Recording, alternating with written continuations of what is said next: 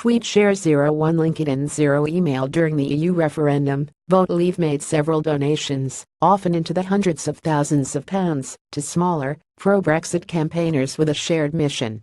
Vote Leave chose not to register these as referendum expenses. Lawyers argue this was a breach of campaign spending rules used by the official Leave campaign to overreach its £7 million spending cap. The UK's electoral watchdog has investigated and found no breach of referendum spending rules in at least one case. It is now facing legal action over that decision from the Good Law Project, which is challenging the Electoral Commission's inaction over the controversial donations. At the very least, the case exposes a gaping loophole in our democracy.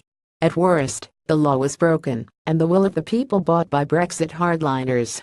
The litigation centres on payments of £625,000 made directly to Canadian digital consultancy firm Aggregatique by Vote Leave, but declared as referendum expenses by Darren Grimes, then a young fashion student from County Durham with his own anti-Brexit social media campaign, Believe.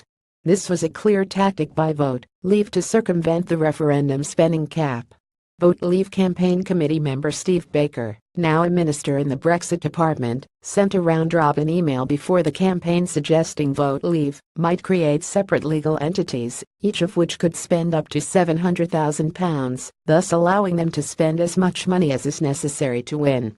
Vote Leave's finance director, Antonia Flockton, told a parliamentary committee after the referendum when it became obvious that we were in surplus funding, we chose to donate to other campaigns.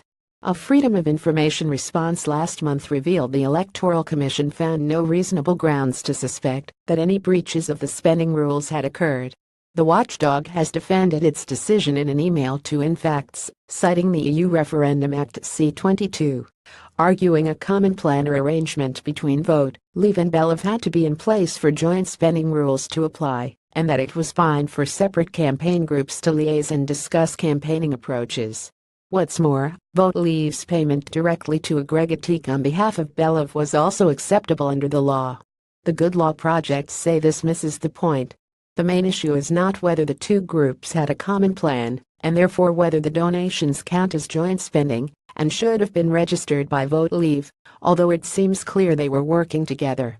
Rather, the Good Law Project argues that these payments are not donations at all, but straightforward referendum spending by Vote Leave. To deny this is to undermine the purpose of the law, which is in place to stop wealthy campaigners spending potentially unlimited sums of money by, for example, buying services for others who are known to be campaigning for the same result. The Electoral Commission told InFacts it had no further comment to make on this point. The Good Law Project is also demanding answers from the Electoral Commission. In particular, have there been other investigations into similar arrangements with other groups? Vote Leave are known to have also given £100,000 to Veterans for Britain for Aggregatique services. If the case is successful, the Electoral Commission's decision to accept the Leave campaign's spending will be quashed. It will then have to reopen its investigation into Vote Leave and maybe prosecute it. Ultimately, the validity of the referendum could be brought into question. Pro-Europeans in Parliament and across civil society must make a noise about this and demand those responsible brought to account.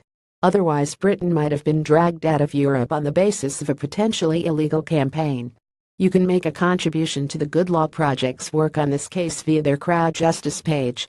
Tweet share 01 LinkedIn 0 email edited by Hugo Dixon.